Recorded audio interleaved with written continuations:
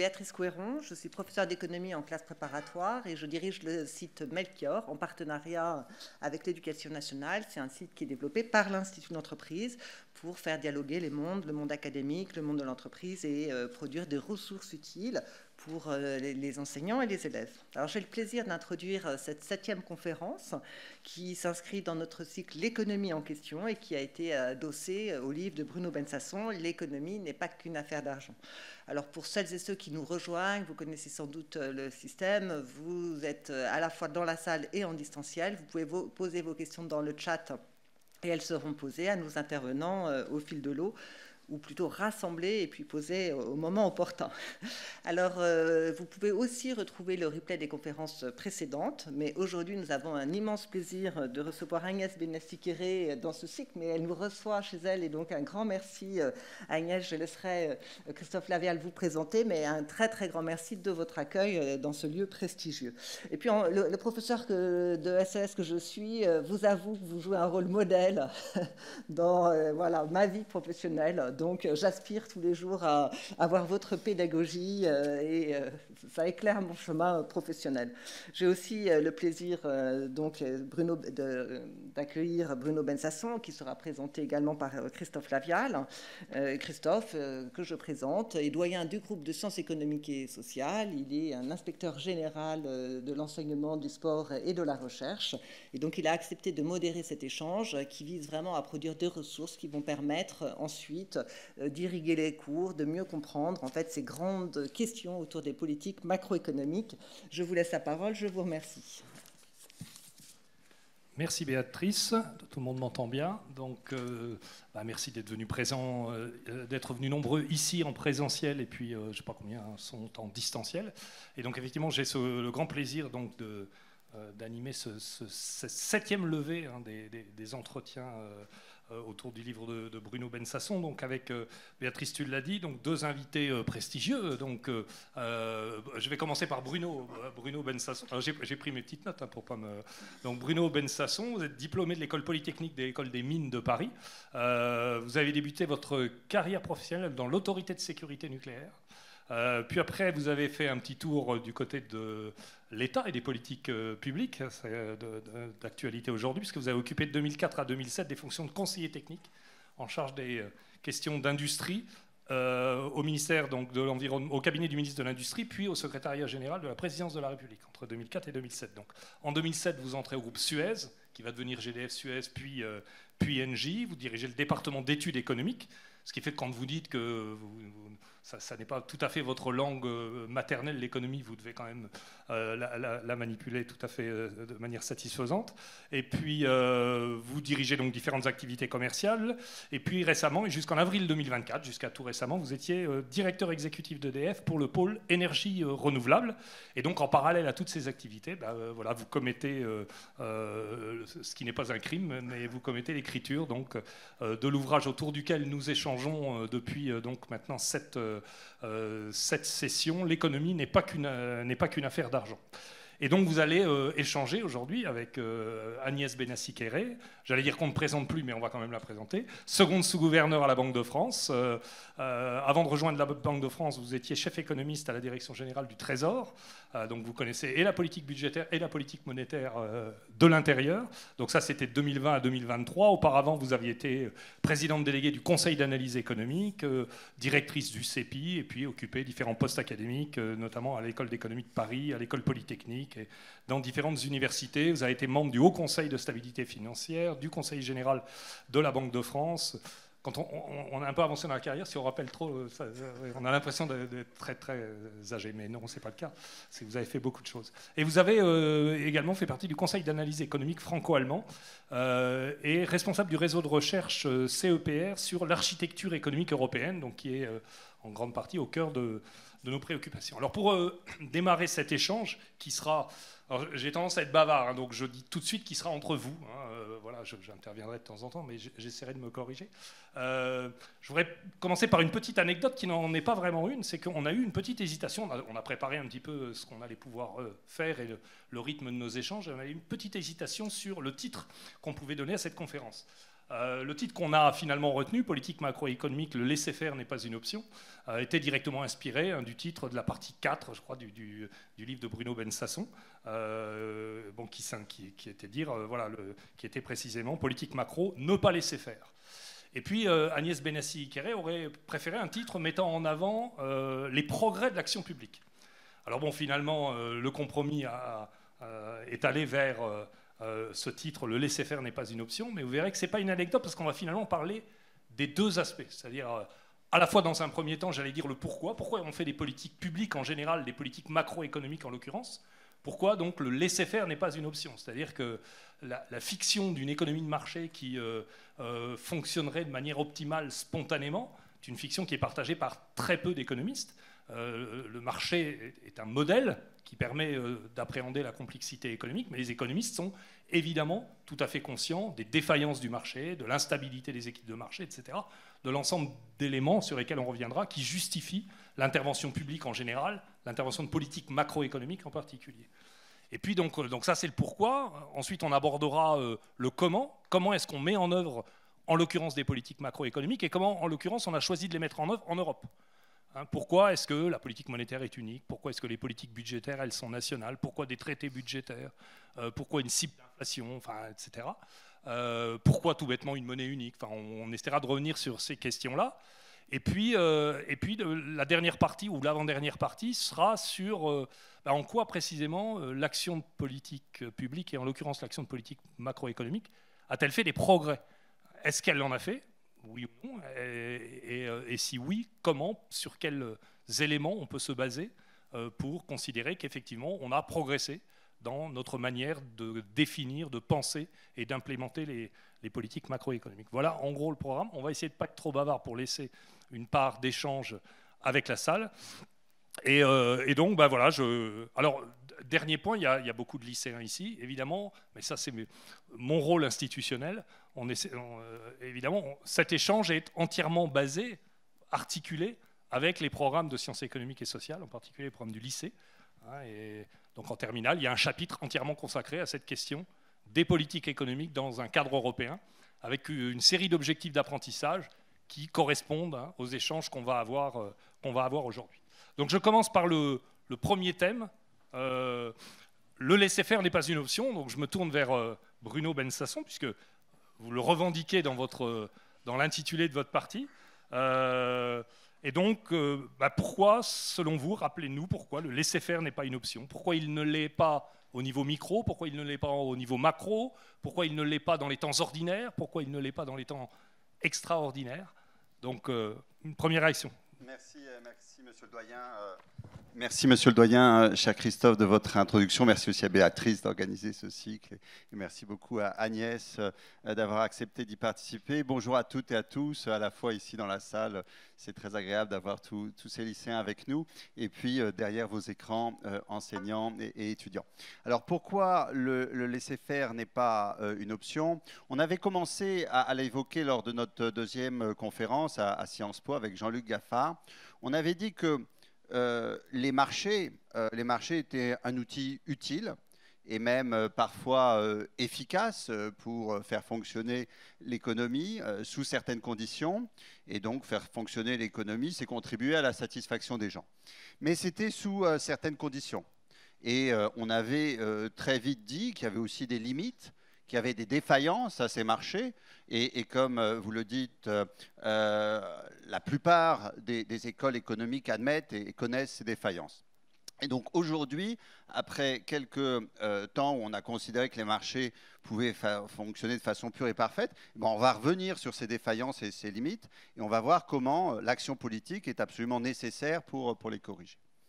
Il y a des politiques qui sont, je dirais, plutôt d'ordre microéconomique, et on va en reparler la fois prochaine avec Benoît Cœuré. Et puis, il y a des politiques qui sont plus d'ordre macroéconomique, dont on va parler aujourd'hui avec Agnès Benassi-Kéré, donc les politiques macroéconomiques dont on va parler. Et on va passer par l'île de Robinson pour ce faire. C'est à la fois la politique budgétaire, la politique monétaire et la politique commerciale. Et le hasard des circonstances fait qu'elles sont toutes les trois dans l'actualité française et européenne. Alors, ce qu'on avait vu lors de notre deuxième conférence, notamment, c'est que le marché, même si il peut être efficace économiquement, il peut aboutir à un équilibre qui soit socialement injuste. Et donc, c'est la question des inégalités.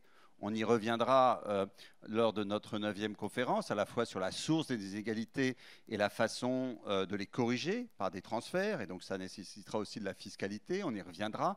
Ça, c'est la première, je dirais, limite des marchés.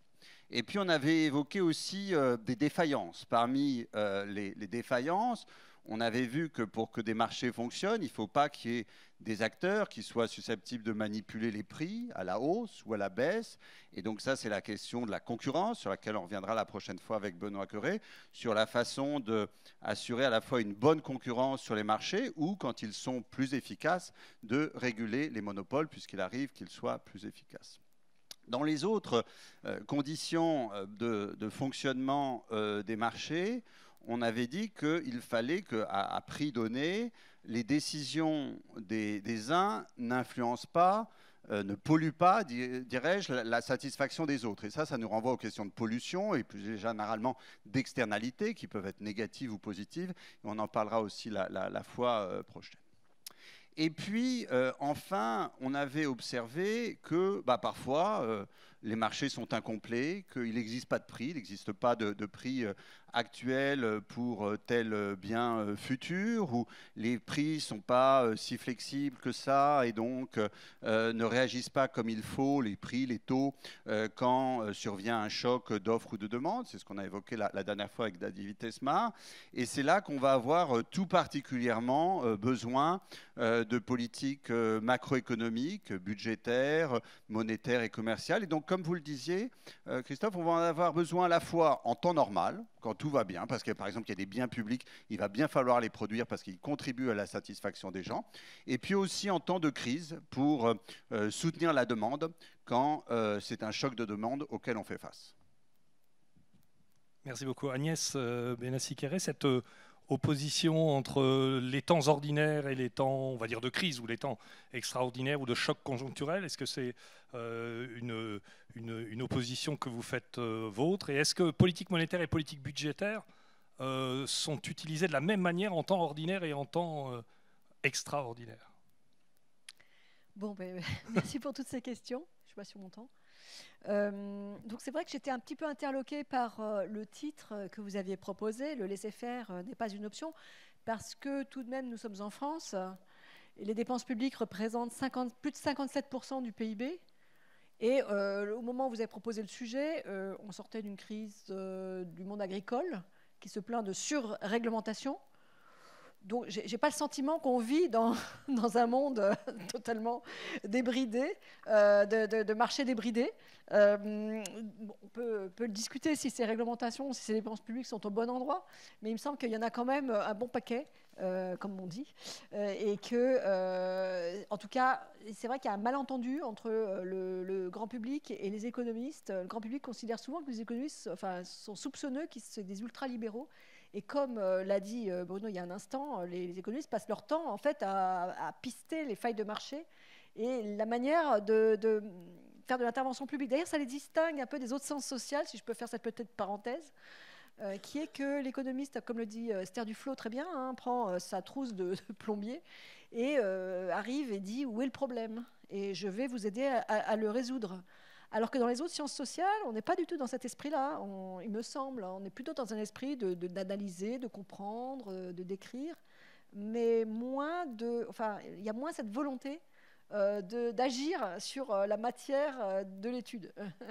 Peut-être que c'est une des raisons pour lesquelles les économistes sont considérés comme arrogants. Voilà, donc je ne vais pas revenir un peu sur les différentes failles de marché, je pense que Bruno les a très bien décrites. Après, moi j'aime bien revenir toujours sur la distinction de Musgrave et Musgrave, qui était un couple qui a écrit un livre très important en 1986, dont on se sert encore aujourd'hui pour définir la politique économique, de allocation, stabilisation et redistribution. Et il me semble que les politiques microéconomiques, les politiques de lutte contre le réchauffement climatique, c'est plutôt du domaine de l'allocation. Les politiques de redistribution, donc parce que l'équilibre de marché ne serait pas satisfaisant, ce n'est pas des politiques macroéconomiques, et que moi j'ai une conception plus étroite peut-être de les politiques macroéconomiques. Et là j'en viens à votre question, qui est dans le cycle de stabiliser l'économie autour de son sentier de croissance de long terme. Le sentier de croissance de long terme étant du ressort de la politique d'allocation, et donc on essaye par la politique budgétaire et la politique monétaire de se rapprocher le plus possible du sentier de long terme, parce qu'on considère, et d'ailleurs tout le monde n'est pas d'accord là-dessus, mais on considère que trop d'instabilité autour de ce sentier est nuisible. Est nuisible à l'économie, nuisible à la population, aux entreprises, etc. Donc, pour gérer ce cycle, il y a des cycles brutaux qui sont des crises, et puis il y a des cycles plus normaux qui, voilà. Et fondamentalement, les politiques budgétaires et monétaires ne sont pas différentes. Sauf qu'il y a des circonstances particulières. On en a vécu un certain nombre, nous allons peut-être y revenir, quand la politique monétaire bute sur des taux d'intérêt nuls, et qu'est-ce qu'elle fait? Ou lorsque la politique budgétaire se met à se préoccuper de ce qui est normalement du ressort de la politique monétaire, c'est-à-dire la stabilisation des prix, ce qu'on a vu avec la crise énergétique. Voilà, je peux te m'arrêter là. Voilà. Alors, on peut passer peut-être au deuxième temps sur comment la politique monétaire et budgétaire, parce qu'on a évoqué le pourquoi, et en particulier comment en Europe. Alors déjà, donc une série de questions, je vais mitrailler de questions, puis Agnès, je vous demanderai de réagir d'abord, puis Bruno pourra réagir quand il le souhaitera. Déjà, pourquoi une monnaie unique? Alors déjà, pourquoi avoir fait le choix de constituer une architecture de politique économique pour qu'elle s'exerce en Europe? C'est-à-dire, en quoi est-ce que l'Europe est devenue, au regard des économistes dont vous parliez, donc Keynes disait que voilà, il serait définitivement reconnu lorsqu'il serait aussi bon que les dentistes, donc ça rejoint ce que vous dites, quand ils seront capables de soigner l'ensemble des défauts qu'on pourrait avoir. Pourquoi est-ce que l'unanimité, ou en tout cas le consensus, s'est fait à un moment donné autour de l'idée que les politiques macroéconomiques devaient s'exercer non plus dans le cadre national, mais en tout cas en Europe, dans un cadre plus large, qui est le cadre européen? Ça, c'est la première question. Pourquoi, partant de cette idée-là, on a considéré qu'il fallait en gros commencer par le marché unique, et puis ensuite compléter ça avec une monnaie unique? On sait qu'il y a eu beaucoup de débats à l'époque autour de l'idée, est-ce qu'il faut une monnaie unique, est-ce qu'il faut une monnaie commune? Pourquoi est-ce que finalement c'est la monnaie unique qui s'est imposée? On sait que pendant très longtemps, les lycéens là, on en a peut-être déjà entendu parler, on a dit mais finalement la zone euro n'est pas une zone monétaire optimale. Donc c'est très compliqué d'avoir une monnaie unique dans une structure économique qui est très hétérogène, qui est frappée par des chocs asymétriques, etc. Et Bruno évoquait, lorsqu'on a préparé, le cas de la Grèce, par exemple, qui a subi un violent choc asymétrique et qui s'est retrouvé très en difficulté pour pouvoir le gérer. Donc pourquoi une monnaie unique? Et puis ensuite, je pourrais vous rappeler les questions, mais ensuite, pourquoi une banque centrale indépendante? Pourquoi une politique monétaire unique alors qu'on a des politiques budgétaires qui restent nationales? Pourquoi, tout en laissant les politiques budgétaires nationales, on a choisi de les encadrer par des traités européens? Voilà. Et puis finalement, pourquoi aussi, concernant les politiques commerciales, des traités commerciaux? Je sais que Bruno insiste pour qu'on mette les politiques commerciales aussi dans les politiques macroéconomiques, c'est pour ça que je le regarde. Voilà, donc on voit que le comment, finalement, débouche sur beaucoup de pourquoi. Mais voilà, donc en quelques minutes, pourquoi ce consensus-là s'est-il dessiné? C'est tout? C'est tout, pour l'instant.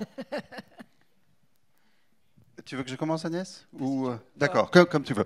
Alors, peut-être que pour commencer à répondre, et puis Agnès étant une grande experte et praticienne de la macroéconomie à l'échelle française et européenne, moi je vais plutôt commencer par des choses très très basiques, très élémentaires sur l'île de Robinson pour définir nos trois politiques. Elles ont des choses en commun.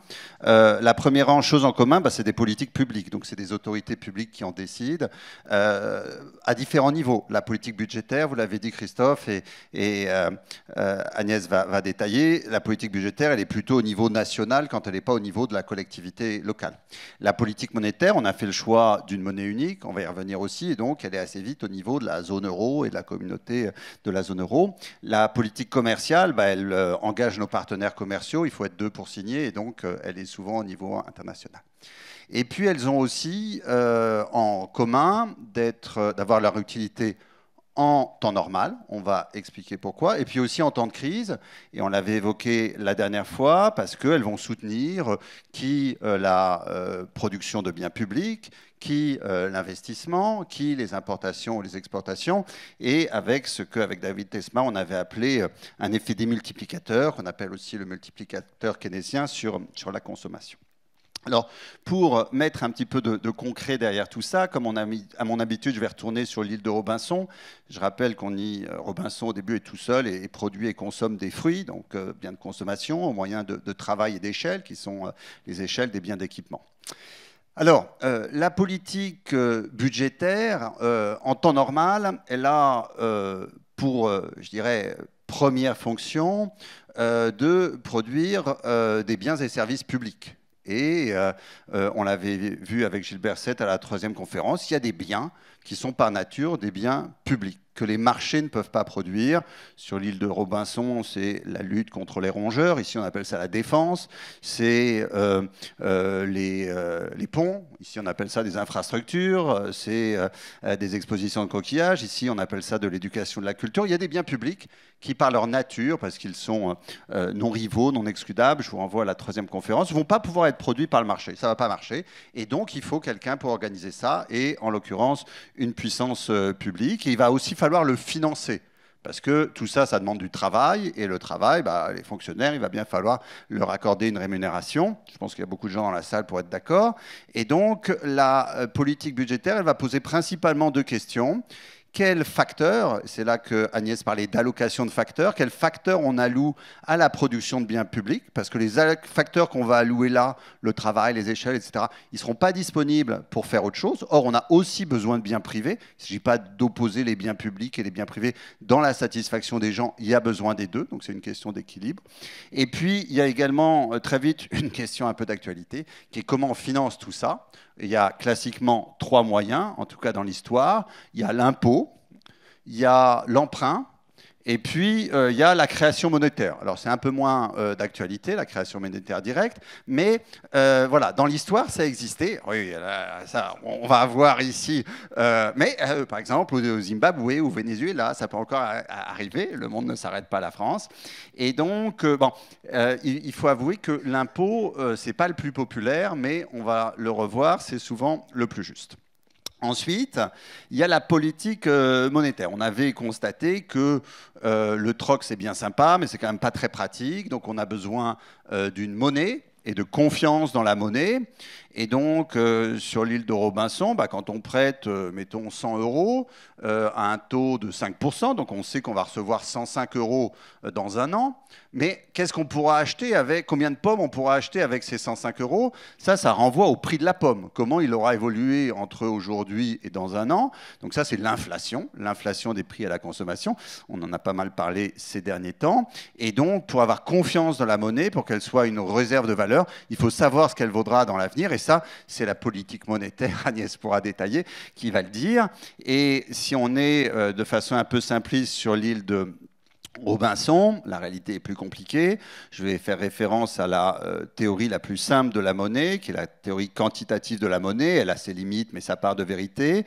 Elle a été notamment introduite par un économiste américain dans la première partie du XXe siècle, Irving Fisher, qui suppose qu'il y a un lien assez mécanique entre la quantité de monnaie en circulation, la vitesse de circulation de la monnaie, d'un côté, et puis de l'autre, la quantité de transactions qu'il y a à faire et le prix des biens.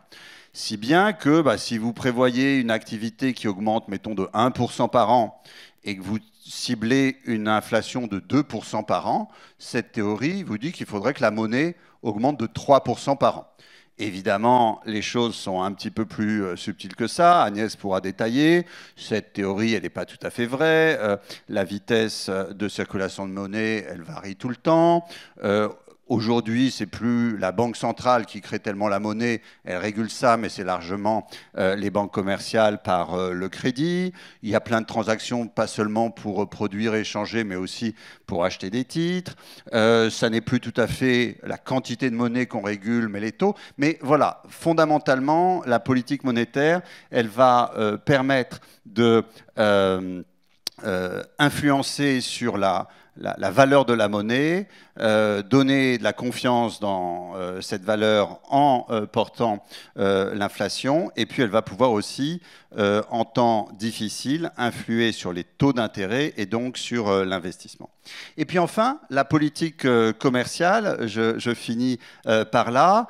La politique commerciale, alors, du point de vue des économistes, elle est peut-être moins importante parce que les microéconomistes ignorent la nature, la nationalité des biens et constatent que l'échange, c'est plutôt bien. Et les macroéconomistes n'ont pas d'indication précise sur le fait qu'il faudrait éviter les excédents ou les déficits de balance commerciale. Et d'ailleurs, si on est sur l'île de Robinson, il ne va pas se poser trop de questions de ce genre-là. Soit l'échange avec l'île de Nelson est intéressant et il va se faire, soit l'échange n'est pas intéressant et à ce moment-là, il ne va pas se faire sans qu'il y ait besoin de l'interdire ou de le limiter par des taxes ou des quotas. Mais aujourd'hui, on observe bien que dans des circonstances particulières, il y a quand même des mauvaises, mais aussi des bonnes raisons de faire des politiques commerciales.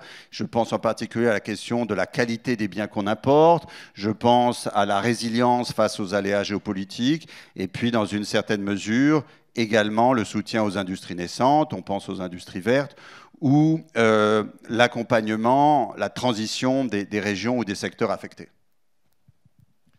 Alors, si on quitte l'île de Robinson et qu'on revient dans l'Union européenne, Agnès, je rappelais tout à l'heure que vous avez fait partie d'un centre de recherche sur l'architecture économique européenne. Pourquoi cette architecture? Donc, pourquoi est-ce que ces politiques monétaires, budgétaires, si on en reste là qu'évoquait Bruno, pourquoi elles ont été intégrées à cette architecture telle qu'elle a été pensée, telle qu'elle fonctionne encore aujourd'hui? Alors, avant l'intégration européenne, avant l'acte unique, l'intégration du marché, donc vous savez les 4 libertés, les biens, les services, les capitaux et les personnes, on avait déjà un cadre macroéconomique, d'organisation des politiques macroéconomiques en Europe qui était assez particulier. C'est-à-dire qu'avant les années 90, on avait, donc au sortir de la Deuxième Guerre mondiale, on avait le système de Bretton Woods, un système de change fixe. Donc le dollar était convertible en or à taux fixe et les monnaies européennes en dollars à taux fixe. Ce système a volé en éclats dans les années 70, mais était remplacé par des régimes de change fixe à l'intérieur de l'Union européenne.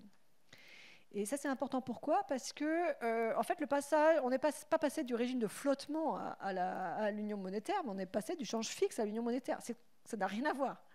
On avait un système de change fixe qui était dominé par l'Allemagne, où les pays européens étaient obligés de gérer leur taux d'intérêt par rapport aux besoins de l'économie allemande, parce qu'ils ne pouvaient pas se permettre un écart, où il y avait régulièrement des crises, avec des dévaluations compétitives qui pouvaient nous poser problème pour nos entreprises. Et on est passé à un système d'union monétaire qui a éliminé ces problèmes de crise, de passagers clandestins, et qui permet au gouverneur de la Banque de France d'aller chaque mois à Francfort décider de la politique monétaire en collaboration avec les autres gouverneurs. Donc une décision collégiale. Or, la France, ça représente à peu près 20% de la zone euro, et avec un cycle économique qui ressemble énormément à celui de la zone euro. Donc finalement, la France est une grande gagnante de l'unification monétaire, parce que les besoins de politique monétaire de la zone euro ressemblent énormément aux besoins de politique monétaire de la France. C'est une chance. Et donc on a beaucoup gagné, parce que premièrement, donc, on a une politique monétaire qui nous convient bien, et deuxièmement, on a des taux d'intérêt qui sont plus bas qu'avant, puisqu'il faut pas... avant, il y avait toujours un risque de dévaluation, on a quand même connu beaucoup de dévaluations dans les années 80. Et donc les marchés, pour prêter à l'État et aux entreprises françaises, se prenaient une petite marge pour couvrir le risque de dévaluation. Cette petite marge a disparu. Les taux d'intérêt ont convergé. Donc il y a vraiment, du point de vue de la politique monétaire, et puis je ne parle même pas des crises, la crise financière mondiale, on a pu se reposer sur une banque centrale extrêmement puissante, Covid de nouveau, qui a pu développer des nouveaux instruments de manière extrêmement crédible. Donc je pense qu'il faut bien avoir conscience, et on est dans une année d'élection européenne, de la chance qu'on a d'avoir réalisé cette unification monétaire. Certes, il y avait des débats sur les zones monétaires optimales, vous avez fait référence à ça.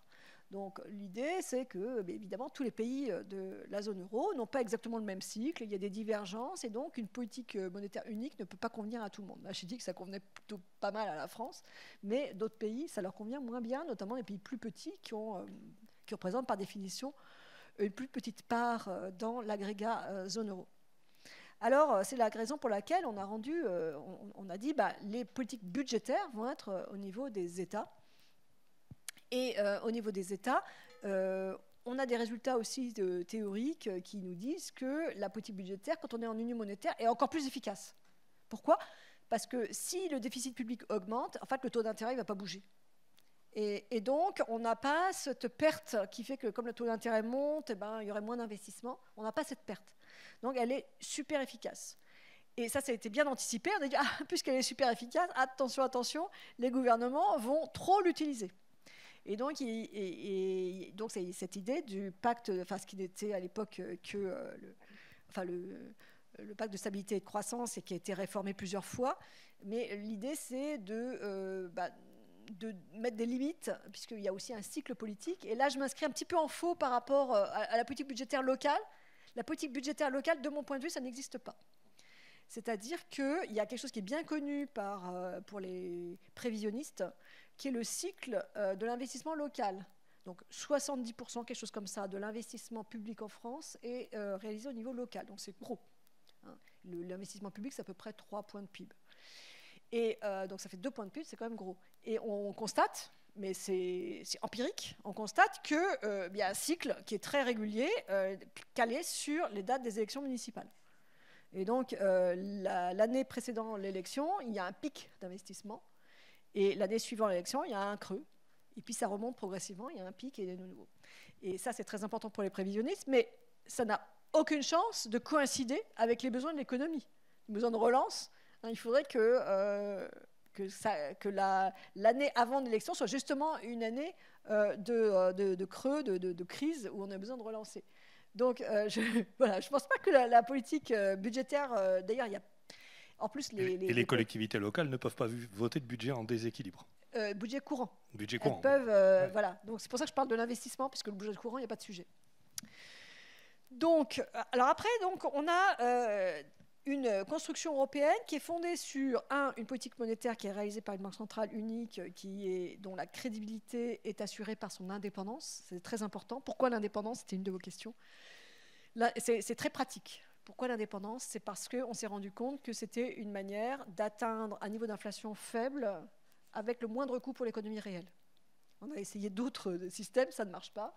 Et donc là, une banque centrale indépendante qui a pour but principal d'atteindre une inflation, aujourd'hui c'est 2% dans les principales banques centrales des pays avancés, on a considéré que lui donner l'indépendance et avec cet objectif, c'était le meilleur moyen de l'atteindre et avec un impact, avec un coût faible pour l'économie. On l'a encore vu récemment, avec la poussée inflationniste. Et là, regardez la vitesse à laquelle on a obtenu la désinflation avec un coût macroéconomique tout à fait limité. Donc, ça crédibilité de la Banque centrale, mais dépend aussi de la crédibilité de la politique budgétaire. Et d'où l'importance d'une politique budgétaire soutenable, donc qui est encadrée par le pacte de stabilité qui vient d'être réformé.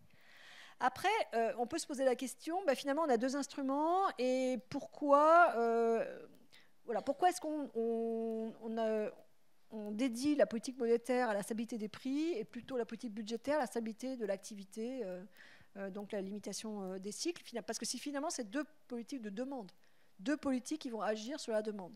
Alors, la politique budgétaire agit de manière directe sur la demande quand on a de l'investissement public. c'est la demande de biens et services, ou de manière indirecte, quand les impôts, le taux d'imposition baisse, c'est de revenus pour les ménages qui vont à leur tour dépenser. La politique monétaire agit de manière uniquement indirecte. La politique monétaire agit en bougeant le taux d'intérêt qui va inciter à l'investissement ou désinciter à l'investissement. Après, on a un effet sur le solde budgétaire qui est direct pour la politique budgétaire, par définition, qui est indirect pour la politique monétaire, puisque ça agit sur les intérêts d'emprunt. Et donc, en fonction de la maturité de la dette, ça va être plus ou moins rapide. Après, on a aussi des différences dans le processus de décision. Bon, on a évidemment politique budgétaire nationale, politique monétaire européenne, mais aussi le budget, c'est annuel. Le processus de décision est relativement lent. On a à côté ce qu'on appelle les stabilisateurs automatiques, c'est en ne faisant rien, eh bien, on a déjà une fiscalité qui est stabilisante. En fait, on peut penser par exemple à la consommation, le fait qu'il y a une TVA sur la consommation. Si la consommation baisse, eh bien, il y aura moins d'impôts payés par les ménages qui consomment, puisqu'ils consomment moins. Et donc ça, c'est du revenu en plus pour les ménages. Et donc ça, c'est stabilisant. Mais les politiques dites discrétionnaires qui sont contenues dans le budget, elles, c'est un processus de décision lent. Mais par contre, une fois que c'est décidé, l'effet il peut être rapide. On a vu d'ailleurs pendant la crise Covid, hein, quand il a été décidé d'envoyer des chèques aux ménages, l'effet est immédiat. Pour la politique monétaire, c'est le contraire. La décision est rapide. Les gouverneurs se réunissent et voilà, le soir même, c'est fait et ça rentre en vigueur. L'impact, lui, prend du temps. On considère en général qu'il faut à peu près 18 mois hein, pour avoir l'impact sur les prix. Donc voilà, on a deux instruments qui ne sont pas équivalents, et une construction européenne qui, dans l'ensemble, il y a eu des périodes un peu plus difficiles hein, depuis la création de l'unification monétaire en 1999. Il y a eu des périodes difficiles, il y a eu une crise souveraine de dette souveraine extrêmement violente. Mais ensuite, il y a eu une consolidation avec d'autres instruments qu'on a rajoutés et qui fait que je pense... Alors, on ne peut pas faire du contrefactuel complet, hein, mais essayons d'imaginer la crise financière mondiale si on était resté dans le régime, donc avant l'unification monétaire, avec des banques centrales nationales en régime de change fixe, assez fragile, et des politiques budgétaires qui sont non coordonnées. Et si on n'avait pas eu tous les instruments qu'on a mis en place, avec le mécanisme européen de stabilité qui est venu au secours des pays en crise, avec tous les instruments qui ont été déployés, ce n'est pas totalement évident que les banques centrales au niveau national auraient pu déployer autant d'instruments que l'a fait la BCE. Donc là aussi, je pense qu'il faut, et c'est pour ça que j'avais insisté sur les progrès de la politique macroéconomique, je pense que malgré tout, il y a eu des progrès.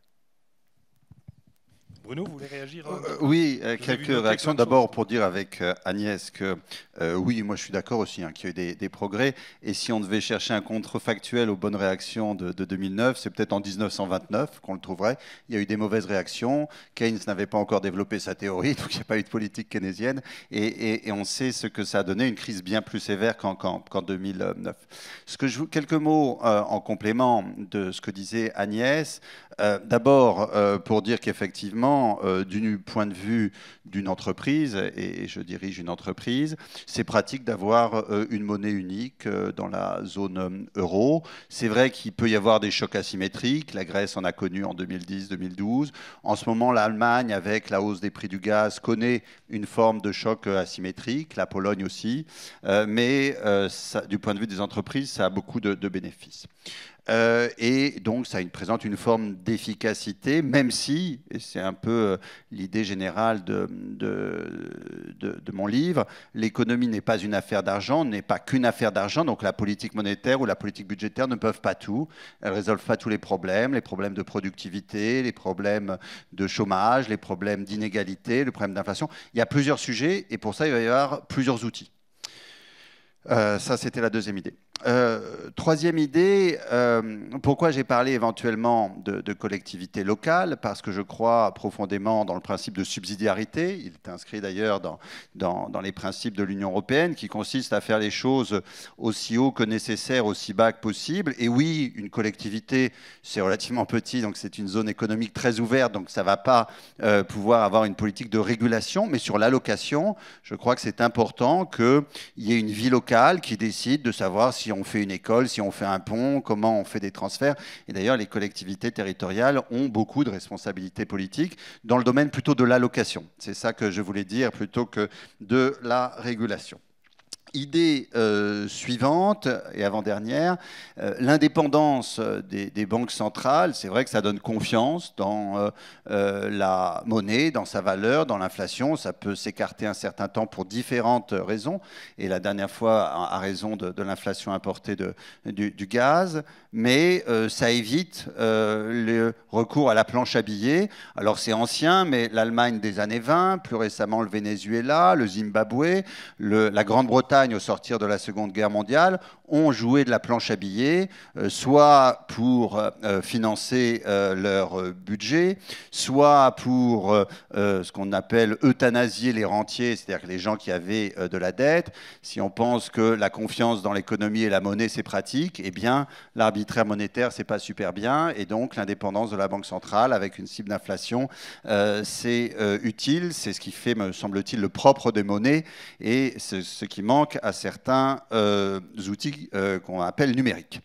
Et puis, enfin, dernière idée sur, il y a plusieurs objectifs, il y a plusieurs outils. Oui, au niveau agrégé, parfois en macroéconomie, on se demande quel est le niveau général de la demande. Mais en fait, si on revient aux besoins de l'économie, c'est-à-dire satisfaire des gens, bah, parfois ils ont besoin de consommation, parfois ils ont besoin donc, de fruits, parfois, ils ont besoin d'investissement, c'est-à-dire de rajouter des échelles pour produire des fruits plus tard. Et puis parfois, ils ont besoin de biens publics, de défense, d'écoles, de santé, de ponts, etc. Et donc, on a différentes natures de besoins. Donc, il ne s'agit pas juste de dire, tiens, la demande en volume, elle est au bon niveau, elle correspond à l'offre. Il faut aussi que l'allocation des facteurs aille vers ce qui satisfait le mieux les gens. Et donc, ce qui satisfait le mieux des gens, ça va être un mélange de consommation locale et étrangère, d'investissement, de biens publics. Et c'est pour ça qu'on a besoin à la fois de politique monétaire pour bien caler l'investissement et de politique budgétaire pour bien caler la production de biens et de services publics. Alors j'en reviens maintenant à ce sur quoi vous terminiez, Agnès, sur les progrès de l'action publique. Alors au travers de votre dernière intervention, on comprend que de votre point de vue, bon, il y a des réussites actées de la politique macroéconomique en Europe. Je pense notamment à la politique monétaire. Hein. Vous avez bien insisté sur la capacité qu'a eu la Banque centrale européenne à acquérir la crédibilité qu'on espérait qu'elle acquiert et de fait à atteindre sa cible de stabilisation de l'inflation, d'arrêt des spéculations internes. Peut-être qu'on ne serait pas aussi... là, c'est à l'ancienne... salarié du Trésor que je m'adresse, on n'aurait peut-être pas le même regard sur les politiques budgétaires, où le respect des traités a été pour le moins plus lâche que l'objectif de la politique monétaire. Donc ça, c'est sur le constater. Puis vous parliez de progrès. Donc ma question tournera autour des progrès. En quoi peut-on effectivement considérer que les politiques monétaires et budgétaires en Europe ont progressé? Est-ce que c'est parce qu'elles ont... se sont donné de nouveaux objectifs. Par exemple, est-ce qu'on peut considérer que la politique monétaire a progressé parce qu'une fois acquise sa crédibilité, elle s'est permis de s'intéresser aussi, au moins implicitement, à la croissance et pas uniquement à la lutte contre l'inflation? Oui ou non? Ça fait partie des débats. Est-ce que c'est dans les instruments dont elle s'est dotée? C'est-à-dire, est-ce qu'elle a perfectionné ses instruments dans sa capacité à atteindre ses objectifs? Est-ce que c'est dans l'application, tout bêtement, de ces politiques, avec peut-être un pragmatisme plus important? On l'a vu face à la crise de 2008, on l'a vu face à la crise du Covid, hein, comment, au niveau européen, l'Union européenne, l'Union monétaire européenne et les décisions de politique macroéconomique avaient su s'adapter, suspendre temporairement les traités budgétaires, développer des politiques non conventionnelles en matière monétaire. Voilà. Donc dans tous ces éléments, qu'est-ce qui pour vous reste essentiel en termes de réussite et en termes de progrès de l'action publique? Merci. Alors oui, effectivement, je suis passée de la politique budgétaire à la politique monétaire, donc je peux parler de ce qu'on appelle le policy mix. Sur la politique budgétaire, je pense que notre grand échec, c'est en haut de cycle. C'est-à-dire qu'on est incapable de réduire les déficits en haut de cycle, ce qui fait que quand on regarde la dette publique française, on a des paliers, des marges d'escalier qu'on ne fait que monter, on ne descend jamais. Alors que les Allemands, eux, bon, on peut dire que c'est excessif, mais en tout cas, ils arrivent à descendre les marges d'escalier. Jusqu'à une date pas si ancienne, les Américains y arrivaient aussi. D'autres pays y arrivent. Les Italiens, on peut dire tout ce qu'on veut sur la politique budgétaire. Eux, ils savent faire un excédent primaire, hors intérêt de la dette. Ils ont un problème de croissance. Donc, je pense que notre problème de politique budgétaire, c'est vraiment le haut de cycle, d'arriver à couper les dépenses en haut de cycle et à résister. Je ne sais pas si vous vous rappelez, 2000, la cagnotte, voilà, d'un seul coup, il y a des recettes budgétaires et formidable, on allait les distribuer. Donc, je pense qu'on a encore des progrès à faire vraiment là-dessus. Bon, après, je ne rentre pas dans le détail de la dépense publique. Il y a beaucoup de progrès à faire dans l'allocation de la dépense publique. Mais bon, pour moi, je laisse ça au sujet allocation. Après, sur la politique monétaire, en effet, donc on a vraiment déployé de nouveaux instruments. C'était très innovant. La politique monétaire était très innovante. Mais et puis, elle a été très crédible quand on compare ce qui s'est passé là avec la poussée inflationniste 2022-2023 par rapport aux années 70. On a mis quand même une décennie, plus d'une décennie, à se débarrasser de l'inflation. C'est vraiment un contraste assez frappant. Alors, ce n'est pas que la politique monétaire. Il y avait d'autres politiques de revenus, indexation généralisée des salaires. Il y avait d'autres sujets, la part du pétrole dans l'économie. L'économie était beaucoup plus carbonée qu'aujourd'hui, etc. Mais ce que je dirais là où il y a vraiment le plus grand succès, c'est peut-être sur la stabilité financière en fait. On a eu une crise financière mondiale extrêmement violente en 2008. Après, il y a eu un mouvement de régulation de la finance massif où les banques ont été recapitalisées, surveillées de manière très étroite, les grandes banques, et notamment en Europe. Il y a eu le déploiement de ce qu'on appelle les politiques macro-prudentielles, donc qui surveillent le système financier dans son ensemble et en interaction avec l'économie réelle. Et tout ça a donné des résultats où on a vu que la crise Covid n'avait pas provoqué de crise financière. Bon, alors, il y a aussi l'aide de la politique budgétaire qui a distribué des aides. Et la crise, la hausse des taux d'intérêt extrêmement rapide. Pourquoi est-ce que la politique monétaire, pourquoi est-ce que la Banque centrale a pu être aussi vigoureuse dans sa lutte contre l'inflation? Donc monter les taux d'intérêt à une vitesse folle, 450 points de base en très peu de temps, donc 4,5 points de pourcentage, ça veut dire. C'est très fort. Et ça n'a pas entraîné de crise financière, alors que quand les taux d'intérêt montent, il y a un mouvement de balancier et les prix des actifs diminuent. Si vous avez une obligation qui rapporte 1%, vous avez acheté ça en 2020, et d'un seul coup, les taux d'intérêt montent à 4%, vous allez essayer de la vendre, et je vais dire non, sauf si vous me faites un rabais. Et donc, le prix de l'obligation va baisser. Et ça peut être dévastateur pour les bilans des banques et pour le système financier, et donc la crise financière peut entraîner une crise économique, etc., comme en 2009. Ça aurait pu se passer comme ça ne s'est pas passé comme ça. Les banques avaient des marges de sécurité en termes de capital. Elles étaient, et donc, on a vu de nouveau l'année dernière avec la faillite de Crédit Suisse, puis de banques aux États-Unis. On aurait pu importer cette crise aussi en Europe. Ça n'a pas eu lieu. Et je pense que ça, c'est vraiment une réussite. Et vous savez, on est un peu... je suis toujours un peu déçue par les médias qui insistent. Je me faisais la réflexion hier. On a eu quand même beaucoup de pluie ces derniers temps. Et je me suis posé la question, où en sont les nappes phréatiques dont on nous parlait énormément il y a 1 an, en disant attention, attention, c'est catastrophique, il va y avoir une sécheresse. Et pourquoi personne ne nous dit mais là c'est pas mal. Peut-être que c'est pas vrai, j'en sais rien. C'est pas voilà. Mais les médias ont un biais pour nous annoncer toujours ce qui ne va pas. Mais c'est vrai qu'une crise financière qui n'a pas eu lieu, c'est pas très médiatique. Mais je pense qu'il faut quand même le reconnaître.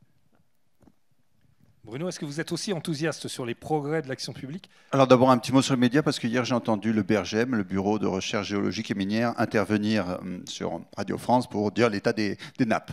Pour constater qu'il y a trop d'eau au nord et pas assez d'eau au sud-ouest. Et comme je gère encore l'activité hydroélectrique d'EDF, je vois bien ce dont on parle. Après, j'aurais tendance, sur le temps long, à être d'accord avec Agnès, c'est-à-dire avoir le verre à moitié plein et en même temps à reconnaître que la science économique, c'est une science sociale sur un objet qui change.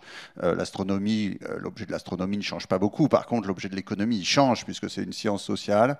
Alors pourquoi sur le temps long, je dirais que la science et la pratique économique, notamment des politiques économiques, a progressé. En politique budgétaire, on peut dire quand même que depuis 1900, les services publics d'éducation, de santé, de transport, santé, je pense notamment au Covid, ont considérablement augmenté en quantité, en qualité. Les inégalités, quoi qu'on en dise, on peut toujours trouver qu'elles sont un peu trop hautes, mais elles sont parmi les plus basses du monde et elles ont beaucoup baissé. Et donc, alors certes, pendant ce temps-là, Agnès le disait, les prélèvements obligatoires sont passés de 10% à 50%, donc tout ceci n'est pas gratuit, mais voilà, il y a eu aussi des progrès.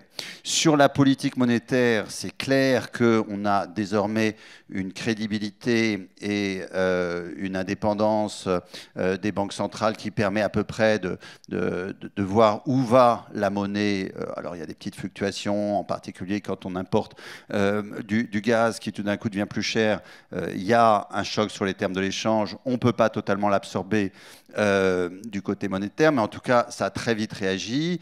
Et sans créer trop de chômage, sans ajouter trop de choc de demande au choc d'offres, en évitant la boucle prix-salaire qui avait existé dans les années 70. Donc ça aussi, c'est un progrès.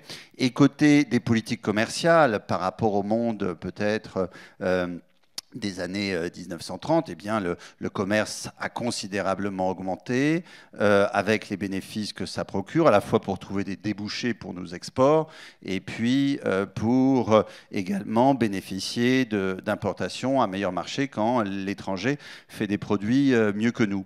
Donc il y a eu des progrès et en même temps, on le sait bien, il y a encore des progrès à faire dans tous ces domaines, notamment sur le sujet budgétaire. Comment est-ce qu'on peut retrouver, Agnès le disait, être tantôt cigale, mais aussi tantôt fourmi, et donc retrouver un déficit et une dette qui soient soutenables. C'est une question de justice entre générations. C'est comme les retraites, c'est comme le climat, c'est comme le déficit, c'est une question de justice entre générations. Et donc ça, retrouver un niveau soutenable, sans trop affecter ni les usagers et bénéficiaires de services publics, ni les contribuables. Et c'est tout le débat qu'on a en ce moment. Alors justement, sur ce point-là, une question qui s'adresse aux deux, hein, mais sur la question de la politique budgétaire, et ça nous fera la transition vers la dernière partie sur « Et maintenant ». Sur la question de la politique budgétaire et des traités budgétaires, est-ce qu'il n'y a pas une marge de progrès à trouver encore sur la capacité dans l'application de ces traités à distinguer la contrepartie des dépenses publiques? En particulier, dans le débat, il y a beaucoup cette idée de dire qu'il y a des enjeux considérables en matière de transition écologique, en matière de réindustrialisation, peut-être en matière de réarmement. Bref, il y a des dépenses publiques qui doivent arriver avec des dépenses publiques massives d'investissement. Le problème, c'est que si on les intègre dans les objectifs de stabilité budgétaire, on risque de couper des projets d'investissement nécessaires. Et donc je sais que Bruno est sensible aussi à cette question-là, de dire finalement il faudrait pouvoir faire la distinction entre ce qui relève des dépenses de fonctionnement de l'État et ce qui relève des dépenses d'investissement, voire d'amortissement du capital public, et être capable d'améliorer. Alors les traités ont beaucoup été renégociés, hein, vous l'avez évoqué. Est-ce que là c'est une marge de manœuvre qui reste encore devant nous? Alors tout à fait, ce qu'on a observé dans les années 2010, c'est que les pays qui ont fait un ajustement budgétaire, et notamment les pays qui étaient en crise, qui ont dû faire des ajustements budgétaires, ont coupé principalement l'investissement. Parce que c'est plus facile à couper. Et donc la Commission a vu ça, et par rapport à la transition écologique en particulier, mais aussi la productivité, enfin l'innovation, c'est catastrophique. Donc, il y a maintenant une forte incitation dans les nouvelles règles qui viennent d'être mises en place. Il y a une forte incitation à investir. Et donc la Commission, donc le Conseil, le Parlement européen, enfin tout le monde s'est mis d'accord sur des nouvelles règles où l'ajustement budgétaire peut être plus doux, à condition un programme d'investissement, notamment dans la transition écologique crédible, et des réformes. Et en fait, cette idée, c'est tout bête, hein. Le ratio dette sur PIB. Alors pourquoi on compare toujours avec le PIB? Parce que le PIB, c'est une espèce d'approximation générale de l'assiette fiscale. Donc si on a une dette qui vaut 100% du PIB, eh bien, ça veut dire que la dette, elle vaut en fait... il faudrait produire toute une année sans rien dépenser et pour rembourser la dette. Bon, c'est théorique, hein, évidemment. Donc, ce ratio dette sur PIB, il y a un numérateur et un dénominateur. Donc, le numérateur, c'est couper les dépenses, augmenter éventuellement les impôts, voilà.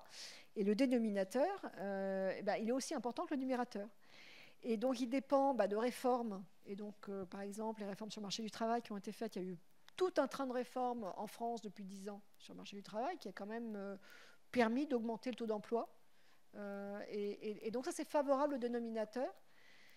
On peut aussi penser à l'investissement, donc l'investissement en capital physique, mais aussi capital immatériel, qui favorise les dénominateurs. Donc c'est un équilibre entre les deux. On a vu dans le cas, par exemple, de la Grèce, que ne pas s'occuper du dénominateur, ça pouvait être contre-productif. On a un ajustement budgétaire trop brutal qui, en fait, augmente le ratio de dette sur PIB. Donc la Commission essaye de citer les États à faire une combinaison des deux. Et ce qui est très intelligent. On va voir comment ça marche, mais c'est assez complexe. Donc, on verra. Bruno ? Alors, quelques éléments sur cette question très importante. La première, je tiens à rappeler qu'il y a une différence entre la dette de l'État. Aujourd'hui, ça doit être 120% à peu près. 110. 110. Ça, c'est les administrations publiques voilà. ensemble. Alors, donc, des administrations publiques, du PIB annuel, parce qu'on rapporte ça au PIB annuel. Mais il y a la dette de la nation. La nation, ça ne se limite pas à l'État, c'est vous et moi. Et donc, la position extérieure de la France, on en reparlera à la dernière conférence, ça a beaucoup augmenté ces dernières années. Ce n'est pas pour dire que c'est négligeable, mais ça n'est que 30%, ou peut-être à peu près 30% d'une année de PIB. Ça, c'est la première distinction que je voulais faire. Ensuite, le deuxième élément que je voulais apporter, c'est que qu'on soit dans l'Union européenne ou pas, qu'on soit dans la zone euro ou pas, les questions de déficit se posent. Elles se posent à tous les pays du monde. Ce n'est pas juste parce qu'il y a des traités qu'on doit faire que se pose la question de la politique budgétaire. Et en temps normal, quand vous avez trop de déficit public, vous avez le risque, ce qu'on appelle en économie fermée, quand vous n'êtes pas ouvert, d'évincer l'investissement. Or, l'investissement, c'est important, parce que ce que l'épargne va prêter à l'État, elle ne va pas pouvoir le prêter à l'investissement, à la fabrication d'échelles. Or, on a besoin d'échelles pour l'avenir.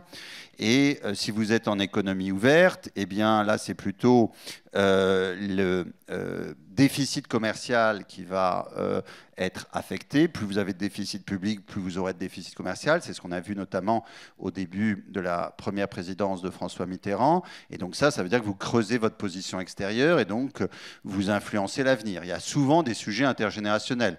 La politique, c'est choisir et c'est aussi entre les générations. Donc aucun de ces choix n'est gratuit. C'est des choix importants, des choix de société, des choix nobles et qui sont traités en démocratie par l'État. Mais voilà, ça ne tient pas juste à l'existence des traités. Ça, c'était ma deuxième idée. La troisième idée, c'est que, contrairement à une expression commune, on ne peut pas dire qu'un euro, c'est un euro. Non, il y a des euros très différents. Un euro de don, ce n'est pas comme un euro de prêt. Vous recevez toujours un euro, mais ce n'est pas le même. Et si vous avez commencé d'avoir une petite pratique monétaire dans la salle, quand on vous fait un don, ce n'est pas comme quand on vous fait un prêt.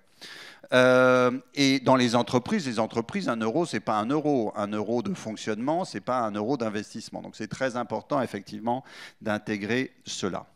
Ceci dit, quand on raisonne en justice intergénérationnelle, on se dit que c'est normal que chacun paye pour ce dont il bénéficie. Donc on peut se dire, tiens, le fonctionnement, c'est plutôt le contribuable du moment qui doit le payer. Et l'investissement, comme c'est pour le long terme, ça pourrait être l'épargnant. Sauf que, et je souscris à cela, effectivement, comme vous l'avez dit, il y a plein d'investissements publics à faire. Mais à ce moment-là, il faut aussi les amortir. Et donc, effectivement, vous pouvez prendre l'investissement, mais il faut intégrer l'amortissement. Regardez, par exemple, dire, c'est l'investissement net, c'est-à-dire ce qu'on rajoute qui peut être financé par l'emprunt. L'investissement net, je vous invite à lire quelque chose qui n'est sans doute pas assez lu, qui s'appelle le tableau économique d'ensemble de l'INSEE. C'est un peu rébarbatif, mais pour les plus courageux d'entre vous, allez-y. Assez bas dans ce tableau, vous reverrez l'amortissement de l'investissement public. Et quand vous prenez l'investissement public et que vous enlevez l'amortissement, il ne reste pas grand-chose. Il reste à peu près, la dernière fois que j'ai regardé, je crois 10 milliards d'euros par an. 10 milliards d'euros par an, ça ne fait pas 5%. Ça fait éventuellement 0,5%. Mais voilà, donc ça, oui, ça peut être très légitimement financé par l'emprunt. Passer des temps difficiles, c'est-à-dire le bas de cycle, ce que disait Agnès, c'est possible, mais moi j'ai un peu plus de 50 ans, je ne peux pas croire que ça fait 50 ans qu'on soit en bas de cycle. C'est pas comme ça que, même si John Maynard Keynes n'a pas bien défini ce qu'était le long terme et le court terme, je crois pas qu'il voulait dire que ça durait 50 ans. Et donc il faut savoir aussi de temps en temps repérer qu'on est en autre cycle, et en autre cycle, être plus fourmi que cigale. Il en va de la justice entre générations, donc surtout des gens qui sont au fond de la salle. Là. Pour terminer très rapidement, comme un auteur célèbre, j'allais dire « et maintenant, que faire ?» Donc, et maintenant, qu'est-ce qu'on peut attendre dans les années qui viennent? Donc, l'action publique a connu des progrès. Est-ce qu'elle va continuer d'en connaître? Sur le plan, on vient d'évoquer un peu la politique budgétaire, sur le plan de la politique monétaire, par exemple, dans un contexte qu'on a rappelé, qui est nouveau. Alors un contexte, j'allais dire de choc inflationniste, mais il est déjà en partie derrière nous, même si il y a des effets de sentier là aussi. Voilà, l'épisode inflationniste continue d'impacter notre économie. Donc, à quoi peut-on s'attendre du point de vue de la politique monétaire? On a traversé un épisode sur lequel on n'est pas revenu forcément très en détail, mais vous l'avez évoqué, de mise en œuvre de politiques non conventionnelles. Bon, il semble qu'on soit sorti de cet épisode-là. Quelle va être, voilà, donc comment vont évoluer les politiques monétaires et budgétaires? Et puis Bruno dira peut-être un mot des politiques commerciales qui sont effectivement revenues aussi sur le devant de la scène, enfin qui sont sur le devant de la scène et dans le débat public ces derniers temps. Alors Agnès, peut-être d'abord sur les politiques macro. Alors, peut-être deux choses. D'abord, comme l'aurait dit, je crois que c'était James Tobin, et la première chose à faire, c'est de revenir au milieu de la route. Donc, ça veut dire dégonfler partiellement le bilan de la Banque centrale, normaliser la politique monétaire, puisqu'on a déployé beaucoup d'instruments exceptionnels, donc revenir un peu à la normale. Oui, d'ailleurs, je me permets de vous interrompre. Juste, vous avez tiqué tout à l'heure quand Bruno disait maintenant on monétise plus la dette, à part au Venezuela, etc. On n'a jamais monétisé la dette. La ouais. Banque centrale achète de la dette publique quand c'est pour des raisons de politique monétaire. En fait, parce que ça lui permet de faire de la politique monétaire, de distribuer de la liquidité, mais en aucun cas pour financer l'État. Donc, revenir au milieu de la route et en politique monétaire et en politique budgétaire, donc en ramenant le solde à l'équilibre. Et je rappelle que l'objectif, c'est pas 3%. L'objectif, alors, c'est pas tout à fait l'équilibre parce qu'on a de la croissance, il reste de la croissance et donc qui érode la dette publique. Donc, on peut se permettre un petit déficit, mais certainement pas 3%. Donc revenir au milieu de la route et du côté et par ailleurs essayer de trouver des marges de manœuvre pour avoir plus de croissance, donc plus de ressources, y compris pour pouvoir investir dans la transition. Et là, on a des opportunités qu'il faut saisir. Et pour moi, il y a une opportunité qui se présente, qui est une conjonction en Europe, donc grâce au marché unique. On n'a pas totalement achevé le marché unique dans deux domaines. Un, c'est le domaine des services, qui sont très fragmentés encore. Il y a beaucoup à gagner en fait, du marché des services, de l'intégration en termes d'efficacité et donc de réduction des coûts et donc de croissance. Et par ailleurs, l'union des marchés de capitaux, ce qui est un concept qui a été inventé il y a maintenant il y a 10 ans, mais qui n'est pas encore complètement opérationnel. Or, il y a des opportunités, donc c'est des choses sur lesquelles on travaille, nous. Et troisième élément, c'est les nouvelles technologies, et en particulier l'intelligence artificielle. On a maintenant une régulation commune pour l'Union européenne sur l'intelligence artificielle. Donc les entreprises peuvent se déployer avec un cadre réglementaire qui qu'on peut critiquer, mais qui est connu, qui n'est pas incertain. Et donc, si elles arrivent à accéder à un marché des services unifiés, qui ne sont pas face à 20 réglementations différentes sur les services qu'elles veulent offrir, et par ailleurs qu'elles peuvent se financer, donc l'union des marchés de capitaux, ça veut dire développer des financements hors des banques, en capitaux propres, notamment, avec des fonds d'investissement en capitaux propres, de l'assurance vie, etc., et y compris des gros tickets, donc ça veut dire des gros fonds qui puissent investir. Donc si on a ces trois choses à la fois, on a vraiment un potentiel de croissance qui est devant nous et qu'il faut exploiter afin de se redonner des marges pour les besoins d'investissement dont a parlé Bruno.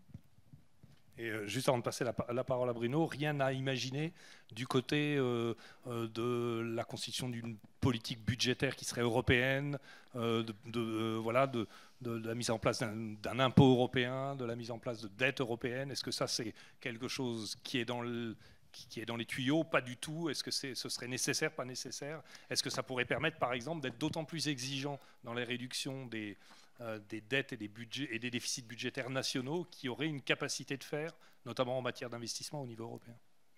Alors, merci d'avoir formulé la question de cette manière. Parce que beaucoup de gens disent « Ah, il faudrait un budget européen, une capacité budgétaire européenne avec une dette commune. » Ah ben, formidable, une dette commune. Et après, qui est responsable de cette dette? Et donc, au bout d'un moment, on se dit, parce que par exemple, la dette Next Generation EU, elle va être remboursée, c'est ça qui est prévu, avec des ressources nationales. Ces ressources nationales n'iront pas à d'autres dépenses nationales. Donc, en fait, on tourne en rond. On peut avoir intérêt à mettre en commun pour financer des biens publics communs, il y a la défense, les infrastructures transnationales, il y a plein l'énergie, il y a plein de sujets. Mais la réflexion qui nous manque, hein, c'est vraiment l'imposition commune. Donc on a beaucoup progressé en termes aussi de fiscalité avec l'OCDE qui permet quand même maintenant, qui va permettre de mettre en place une taxation minimale des entreprises, donc de limiter l'optimisation fiscale. Mais on n'a pas de pouvoir européen de lever des impôts. Et donc, une dette commune, d'accord, mais voilà, parce qu'il y aura un taux d'intérêt, donc il faudra financer au minimum les intérêts, peut-être même rembourser la dette, on ne sait pas. Et donc, voilà, c'est adossé à un budget européen. Ce budget européen lui-même est adossé à des ressources fiscales nationales. Et les ressources carbone, par exemple, on en parle souvent. On les a déjà utilisées 3 ou 4 fois. Enfin, il faut arriver à identifier la ressource fiscale. Mais en effet, moi, je pense qu'on ira vers cela. C'est le sens de l'histoire. Mais bon, à court terme, le dossier est un peu bloqué.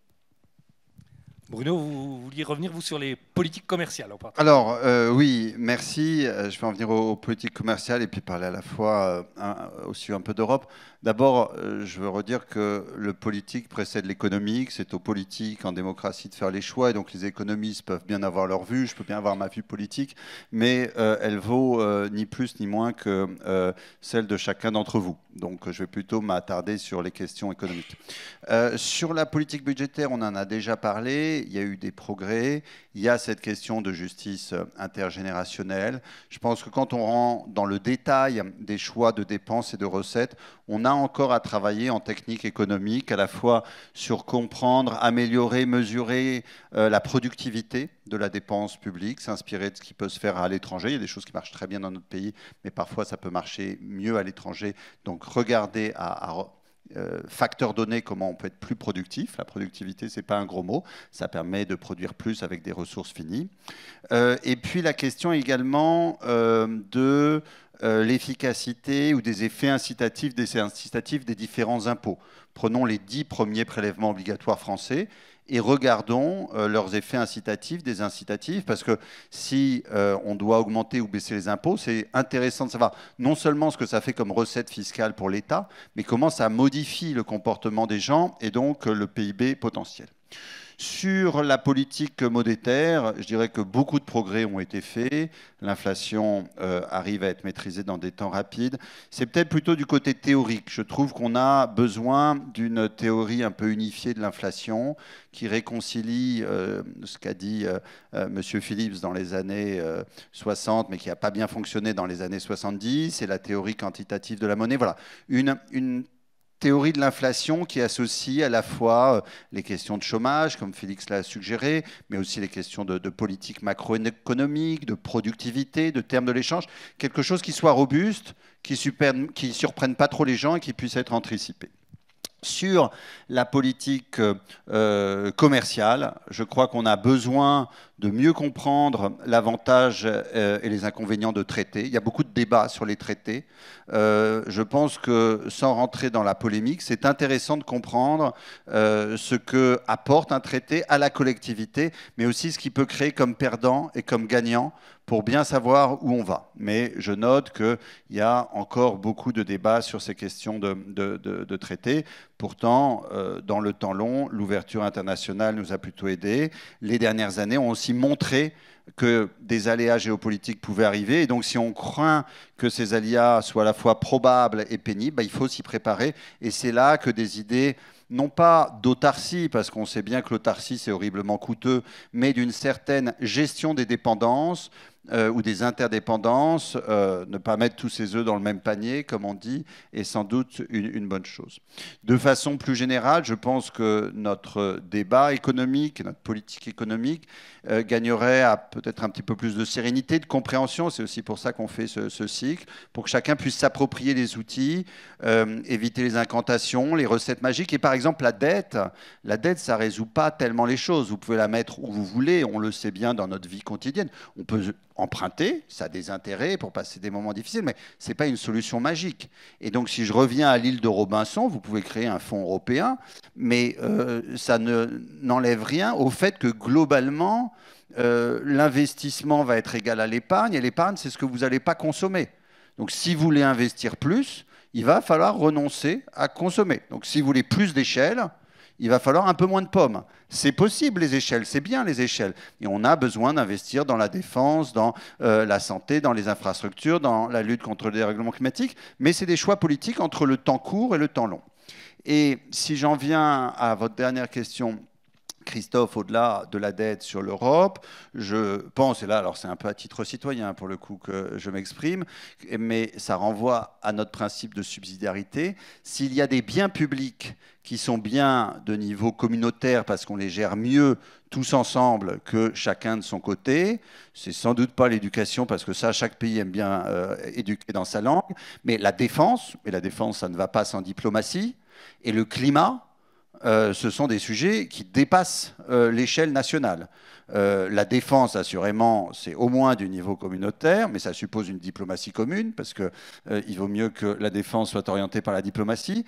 Et le climat, ça dépasserait même le niveau communautaire. C'est international, mais à défaut de grand accord international et de prix du carbone global, c'est déjà pas mal de commencer au niveau communautaire. Merci beaucoup. Je vous propose, sauf s'il y a encore une intervention, je vous propose qu'on se tourne vers la salle à la fois virtuelle et présentielle. Donc s'il y a des questions dans le chat, c'est Charline qui s'en fera la traductrice et la messagère. Et puis s'il y a des questions dans la salle, alors vous avez une petite trappe à droite de votre fauteuil dans laquelle, au miracle, il y a un petit micro en état de fonctionnement, qui plus est. Il faut appuyer sur le bouton, c'est ça. Donc il doit y avoir un bouton sur lequel vous appuyez. Donc on va prendre une série de questions. Et puis voilà, donc j'en vois une déjà ici. On va voir si ça marche. Là, ça doit marcher. Bonjour et merci pour les éléments de cette conférence. J'ai une question un peu peut-être de synthèse. Vous avez beaucoup parlé d'efficacité ou pas des politiques publiques en disant que le verre est à moitié plein, à moitié vide, que ça a progressé, etc. Mais objectivement, comment pourrait-on mesurer, instrumenter la mesure de l'efficacité de la politique publique ? On prend quelques questions, hein, s'il y en a d'autres. Alors je ne vois pas forcément, donc vous saisissez du micro et vous posez la question, parce que le fond de l'amphi est un peu dans le... Oui, allez-y. Vous avez dit que le problème de la limite, en tout cas la politique budgétaire en France et la gestion de la dette. Mais aujourd'hui, c'est comment faire mieux, parce que dans les prévisions, on a une croissance plutôt atone, autour de 1% dans les années à venir. On a déjà un taux de prélèvement très élevé, entre 45 et 50, ce qui fait que c'est compliqué de l'augmenter. Et si on baisse les dépenses, comme vous l'avez dit, il y a un risque d'effet négatif sur l'économie réelle. Et donc aujourd'hui, c'est quel est le meilleur, sur quel facteur il faut pour réduire les déficits publics. Une autre question? À Houston, on a des questions? Alors, sur le chat, on a un petit peu de questions. Nous avons donc la question suivante. Les États-Unis ont-ils raison de systématiquement soutenir leur économie après les crises plus fortement et plus durablement? Et puis également, est-ce que l'euro peut devenir une alternative au dollar? Il y a une question qui nous rappellera des... On va peut-être commencer à répondre. Alors, si on prend dans l'ordre, comment peut-on mesurer l'efficacité concrètement? Quels sont les opérateurs, je traduis votre question, pour permettre de mesurer, de parler d'efficacité des politiques macroéconomiques? Qui prend? Agnès? Bon, alors, je pense qu'on... Je ne suis pas courageux, donc honneur aux dames. Il n'y a pas de... non, c'est une très bonne question. C'est une très bonne question. Il y a beaucoup de recherches sur ces sujets. On a énormément progressé, notamment avec la mise à disposition de beaucoup de données pour les chercheurs qui, de manière indépendante, vont évaluer les politiques publiques. Après, il n'y a pas de réponse globale. Il faut prendre au cas par cas et quel est l'objectif précis de la politique. Donc, je prends par exemple une politique qui est coûteuse, comme la politique du logement, 40 milliards par an, avec des résultats qui ne sont pas très satisfaisants en termes d'accès à un logement décent et abordable. Et il y a beaucoup de recherches qui ont été faites pour montrer par exemple que les aides, aider la demande quand il n'y a pas d'offre, ça fait monter les prix. Un truc de base pour un économiste, mais qu'on voit concrètement sur le marché du logement. Mais bon, alors une fois qu'on a dit ça, c'est pas évident, hein, basculer des politiques de soutien à la demande à des politiques de soutien à l'offre sans se faire capturer par des groupes de pression. Enfin, la mise en œuvre n'a rien d'évident. Mais voilà un domaine où on sait à peu près que la politique n'est pas très efficace. Donc on peut progresser. Et d'autres pays, en dépensant moins, ont de meilleurs résultats. Donc on peut aussi regarder ce qui se passe dans d'autres pays. Après, l'efficacité pour les politiques de stabilisation, c'est beaucoup moins évident parce que c'est au niveau macro.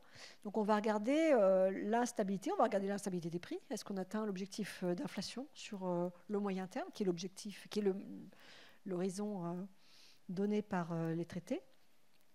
Est-ce qu'on va regarder la stabilité de l'activité aussi? Mais il faut regarder sur une relativement longue période.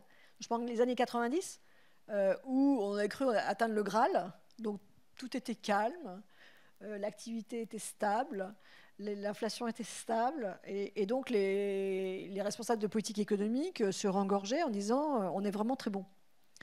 Et puis ensuite est arrivée la crise de 2008, et là ils ont déchanté. Donc il faut prendre sur une relativement longue période pour juger de l'objectif de stabilité, est-ce qu'il est atteint ou pas. Peut-être je rebondis sur celle-ci, oui. Et puis on peut en prendre une autre, par exemple la gestion de la dette. Sur celle-ci, d'abord je pense que c'est très bien de se poser la question, parce qu'on peut chacun avoir son avis, mais c'est très bon de faire des mesures.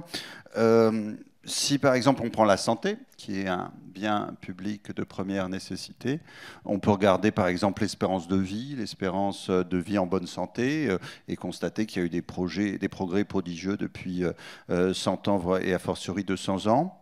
Et quand on se compare par exemple aux États-Unis, on peut constater qu'on a une meilleure espérance de vie pour des moindres dépenses de santé. Donc ça, c'est plutôt un satisfecit. C'est pas pour dire que tout va bien dans le domaine de la santé, mais voilà, là vous avez un résultat et une dépense, et ça laisse à penser que c'est pas mal. Si je prends un sujet qui est cher à la salle, l'éducation nationale, ma conviction c'est que la première richesse, et on en reparlera, c'est les personnes, et donc l'éducation joue un rôle absolument essentiel dans la société, dans l'économie et bien au-delà. Et bien là, si on regarde depuis que j'ai quitté l'école, donc une quarantaine d'années, les moyens par élève ont plutôt augmenté, Et les résultats objectifs, à croire en tout cas les études PISA, sont pas satisfaisants. D'ailleurs, c'est pas vrai qu'en France, et c'est pas un sujet public-privé, c'est globalement dans l'OCDE. Donc ça pose une question. Peut-être que les élèves ou les enseignants ont un avis. Et sur les sujets de défense, j'espère qu'on n'aura pas trop à tester l'efficacité de la dépense de défense, mais c'est évidemment un sujet également très important en matière de biens publics. Voilà pour, je dirais, la mesure de l'efficacité et se comparer. Je crois qu'on soit dans un secteur public et privé, j'ai fait les deux et j'apprécie les deux, c'est très important de regarder ce qui se passe ailleurs pour savoir être content de soi quand on le mérite et savoir s'améliorer quand c'est nécessaire. Et je note en passant, d'ailleurs Agnès l'a souligné, que c'est peut-être plus facile à déterminer des critères d'efficacité pour des politiques, on va dire, microéconomiques, enfin d'allocation, que pour les politiques macroéconomiques de stabilisation. Parce que là, le débat peut être plus long. Par exemple, une politique monétaire, on peut dire elle est efficace quand elle a atteint son objectif de lutte contre l'inflation. Mais si c'est au détriment, par exemple, d'une croissance qui s'interrompt, elle a un peu loupé son objectif. Sur les politiques budgétaires, on l'a évoqué, on pourrait dire c'est efficace lorsqu'on arrive, et ça fera une transition, vous allez voir, habile vers la question suivante, c'est efficace lorsqu'on arrive en période normale de cycle à réduire le déficit. Mais si c'est au détriment des dépenses d'investissement dont on parlait tout à l'heure, alors on a un peu loupé l'objectif. Donc c'est plus complexe et probablement plus sujet à discussion et à polémique. Alors, puisque Agnès a pris la première question en premier, je vais me tenter sur la deuxième. Sur la politique monétaire, oui, globalement, quand on réagit en 2008 ou 2009 comme on l'a fait, et donc mieux qu'en 1929, voilà, il y a peut-être eu une récession de 4% au niveau mondial. En 1929, c'était peut-être 30%, donc moins 4, c'est mieux que moins 30. Et on a, je dirais, également mieux tenu l'inflation ces dernières années. Est-ce que le contre-choc de demande, qui est le souhait de la politique monétaire, va trop loin et induit du chômage? En l'occurrence, je ne crois pas. Donc c'est là aussi qu'on aurait pu regarder. Si on avait fait exploser le chômage avec des taux trop élevés, on aurait pu dire que la politique monétaire avait été trop loin. Ça n'a pas été le cas ni aux États-Unis ni dans la zone euro. Alors pour en revenir à la question sur la gestion de la dette, alors la solution la plus sympathique, sans euthanasier les rentiers, c'est effectivement, donc sans priver les gens qui ont prêté du retour légitime sur leur épargne, c'est la croissance. Simplement, la croissance, ça ne se décrète pas.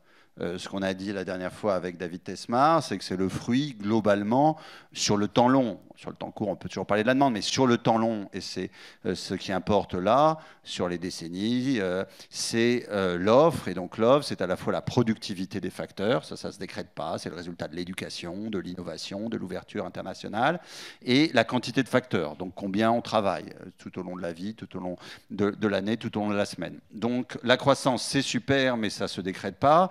Et voilà, le temps long montre qu'on a une très belle croissance entre 1800 et 2000, et pour l'avenir, c'est plus incertain. Donc, partant de là, il faut des dettes soutenables, et je pense qu'il y a des progrès à faire sur ce que c'est qu'un déficit et une dette soutenable, parce que dans les traités, on avait dit c'est 60%, et puis il y a une étude plus ou moins sérieuse qui a dit à 90% c'est la limite, et puis on est à 120% sans que le monde se soit arrêté, les Japonais sont à 200%, donc il y a quand même un peu besoin de travail théorique là-dessus, mais après, je crois que c'est un choix politique, il faut se poser la question de la justice intergénérationnelle, éviter de laisser les problèmes aux suivants. Et puis, soit on est convaincu qu'on a besoin de beaucoup de dépenses publiques, et à ce moment-là, c'est un peu déplaisant, mais on augmente les impôts. Soit on considère qu'on est déjà à 50% d'imposition, que c'est assez élevé et qu'il faut plutôt baisser la dépense. À ce moment-là, il faut choisir quelles dépenses on baisse. C'est un choix éminemment politique, il n'est jamais facile. Il y a toujours quelqu'un pour dire que la dépense, elle est bonne. Et c'est là qu'il faut mesurer et choisir. C'est une belle mission, mais elle est difficile. Elle requiert beaucoup de courage. Agnès, comment on redescend les marches d'escalier, pour reprendre votre expression de tout à l'heure? Alors, comment réduire? Alors, il y a quelques années que j'étais au Conseil d'analyse économique, on avait rédigé une note exactement sur ce sujet. Donc, elle est encore d'actualité? Elle est encore d'actualité, bon, oui, ça, c'est un sujet qui ne bouge pas très vite. Et Donc, en fait, on a 3 grands domaines de dépenses publiques. Je ne parle pas des impôts, parce que, comme vous l'avez dit, on est déjà quand même à une pression fiscale très élevée. On peut toujours réfléchir à des impôts supplémentaires, mais c'est plutôt une substitution qu'un rajout, parce qu'on est quand même très haut par rapport aux autres pays. Et puis, je ne suis pas sûre que les citoyens veuillent en payer plus. Alors, sur les dépenses, on est, je rappelle, à 57% du PIB, c'est quand même très très élevé. Là, on est champion. Je crois qu'on a dépassé le Danemark, donc on est champion. Donc, ce qu'on disait dans la note, c'est que il y a des domaines dans lesquels on sait qu'il y a des inefficacités. Il y a eu de la recherche. Il faut s'en saisir. C'est des recherches indépendantes qui montrent des inefficacités de politique publique. Et donc, il faut arrêter ça. Soit substituer à un autre dispositif, soit arrêter complètement, naturellement, de manière biseautée, des règles de grand-père et des choses comme ça. Les règles de grand-père, ça veut dire que les gens qui bénéficient déjà de la mesure continuent, mais il n'y a pas de nouveaux entrants. Après, c'est pas on a une organisation territoriale qui est quand même très inefficace. On n'a pas réussi à clarifier les responsabilités et à réduire les empilements. Et après, on a toute la sphère sociale. Mais après, c'est des choses microéconomiques. Par exemple, dans le domaine de l'hôpital, qui est un domaine qui est en crise, on est le pays d'Europe avec le plus de personnel non soignant à l'hôpital. Voilà. Donc, dans l'éducation nationale, je crains aussi qu'il y ait pas mal de personnel non enseignant. Donc, c'est juste un exemple, mais je pense que la méthode, c'est de prendre les politiques une par une et voir comment on peut faire mieux avec moins ou moins. Alors, il y a aussi la méthode dure qu'avaient employée, je crois, les Suédois dans les années 90, où ils avaient mis tous les ministres dans une salle fermée en disant on ne sort pas tant qu'on n'a pas baissé les dépenses de 40 milliards. Et ça, pour ça, il faut que les ministres ils aient envie. Pour ma petite expérience ancienne déjà, il y a souvent des ministres qui considèrent qu'un bon budget, c'est un budget en croissance. Mais je pense qu'il y a un point qui est très important, c'est de couvrir tout.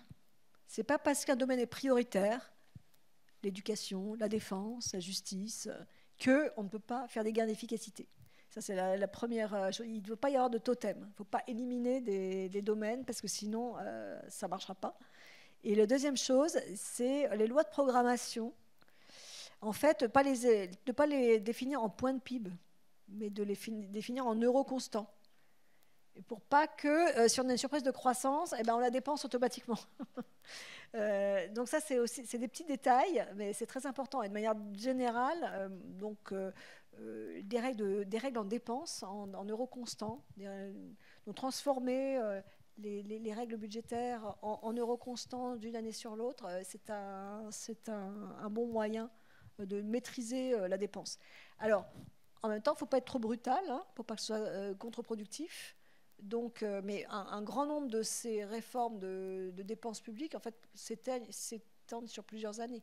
Il ne s'agit pas de faire, comme en Grèce ou dans les pays baltes qui ont été les premiers à tomber en crise, de réduire les salaires des fonctionnaires de 20% du jour au lendemain. C'est des choses comme ça qui ont été faites. C'est très brutal. On n'est pas en train de parler de ça. Et puis, à moyen donné, et éventuellement avec même des salaires un peu meilleurs pour être en ligne avec le reste du marché, je pense à nouveau aux enseignants, on doit pouvoir être plus productif dans différents domaines, et notamment par l'usage des outils numériques. Si vous avez récemment fréquenté un service d'urgence, vous dites qu'il y a la place pour un peu plus d'outils numériques et sans doute aussi dans d'autres domaines de l'État. On voit que c'est possible. Par exemple, quand en citoyen, on paye ses impôts, les services d'impôts divers et variés, notamment sur le revenu, ont fait des formidables progrès grâce à la numérisation. Et puis, un autre point que je voulais signaler dans le propos d'Agnès, c'est que dans la dépense, dans les 55 ou 58%, et là, il n'y a plus de micro. Ouais, super. Dans les 55 ou 58%, il faut vraiment distinguer, à mon sens, deux choses qui sont des catégories différentes. Il y a 20% de vraies dépenses publiques qui mobilisent des facteurs, donc des facteurs de production, des gens, des équipements, par exemple des enseignants et des collèges, ou des gendarmes, ou des juges, etc. Ça, c'est vraiment des facteurs de production. Ce qu'on mettra là, on ne les mettra pas ailleurs. Et puis, comme on l'avait dit lors de la troisième conférence, il y a le reste, à peu près 35%, qui sont des transferts. Donc les transferts, ils ne mobilisent pas des facteurs, ils ne changent pas l'allocation, ils changent la répartition. C'est ce que Agnès devait appeler la distribution. Et donc ça, c'est deux catégories de dépenses qui, économiquement, c'est toujours des euros qui sortent, mais ils ont des natures très différentes économiquement. Donc il faut sans doute les traiter différemment.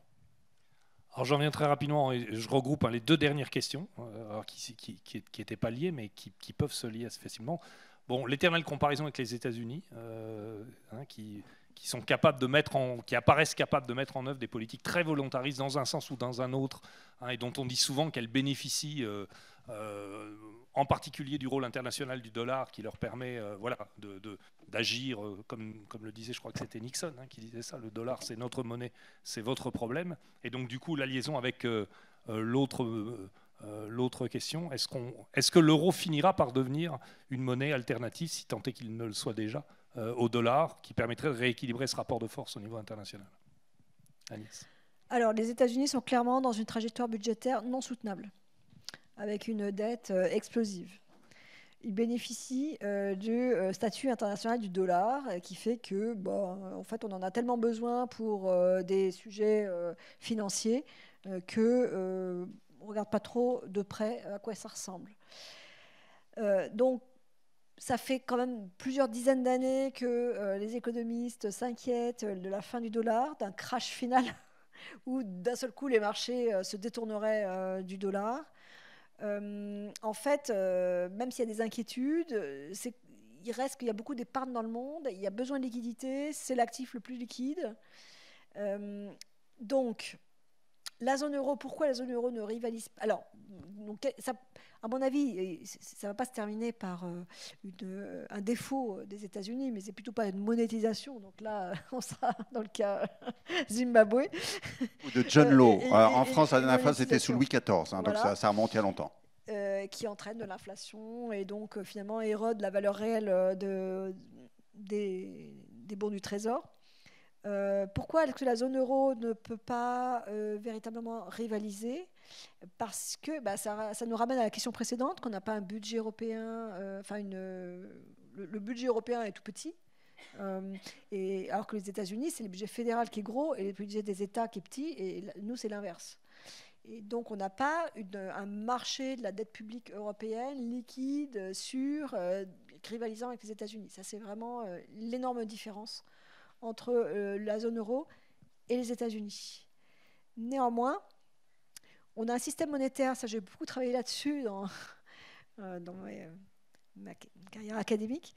On a un système monétaire international qui est inadapté à un système économique qui est devenu multipolaire, avec une monnaie dominante qui est créée par un pays qui certes a une croissance forte par rapport à la zone euro, mais qui est structurellement déficitaire et qui est encouragé à produire de plus en plus de dettes pour servir notamment les pays asiatiques qui en sont demandeurs. Et donc ça, c'est pas soutenable. Et en fait, donc il y a eu beaucoup de débats à savoir si avoir une deuxième monnaie internationale qui pourrait être l'euro, qui pourrait être éventuellement le renminbi, serait stabilisante ou déstabilisante. Moi, je pense que c'est plutôt stabilisant, mais beaucoup de gens pensent l'inverse. Donc voilà. C'est un sujet dans l'entre-deux-guerres, là également. Alors, rapidement, parce que le temps imparti court. La première remarque, je vous invite à comparer les macroéconomies, la part de la consommation, donc ce que les gens achètent, les pommes, dans le PIB. C'est 40% en Chine. Visiblement, les Chinois ne sont pas intéressés de consommer. C'est 55% en France et c'est 70% aux États-Unis. Là, c'est la consommation privée. Ces trois chiffres, à mon avis, expliquent beaucoup des flux internationaux et des situations. Ensuite, sur la politique américaine, Agnès a été très ferme. Je partage à peu près la totalité de ce qu'elle dit. Et je ne sais pas, pour finir, si les États-Unis marchent bien grâce à leur politique macro ou malgré leur politique. Ils bénéficient aussi de ressources naturelles formidables, d'une démographie soutenue, y compris par l'immigration, d'une innovation et d'une R&D puissante dans tous les domaines, d'une flexibilité du marché du travail. On aime ou on n'aime pas, mais c'est flexible et ça aide au plein emploi. Et puis enfin, visiblement, les inégalités, c'est pas trop leur problème. Donc, ça peut aussi avoir aidé dans certains domaines. Là où je suis peut-être un peu moins d'accord avec Agnès, on en reparlera à la dernière conférence sur les balances extérieures, c'est qu'à mon avis, ce qu'on a appelé le privilège exorbitant du dollar est un peu surfait. C'est sympathique de le dire, on a une petite jalousie, mais je ne crois pas que ce soit essentiel. Je pense que la force des États-Unis, avec tous les défauts qu'ils ont, est ailleurs. Et d'ailleurs, si on ne veut pas des dollars, on n'est pas obligé de les prendre. Les Chinois se sont largement détournés des bons des trésors. Et si on n'aime pas les bons du trésor, on peut aussi acheter des actions Microsoft ou Apple. Les gens qui l'ont fait ne s'en sont pas mal portés. Donc, de même que l'économie n'est à mon sens pas tellement une affaire d'argent, elle est encore moins une affaire de devise. Savoir dans quelle monnaie vous achetez les choses, est-ce que c'est des euros, est-ce que c'est des dollars, les marchés d'échange permettent de se couvrir, ça ne me paraît pas un point essentiel. Sauf s'il y a vraiment une dernière question qui ne peut pas rester tue. Je vous propose que nous nous arrêtions ici, on a légèrement dépassé le temps. Merci beaucoup à Agnès d'avoir été présente et de nous avoir accueillis. Et merci, je vais faire la page de pub, merci à Bruno de son enthousiasme pour démontrer, expliquer que l'économie n'est pas qu'une affaire d'argent. Merci Béatrice, au revoir. Merci Béatrice et merci à tout le public présent.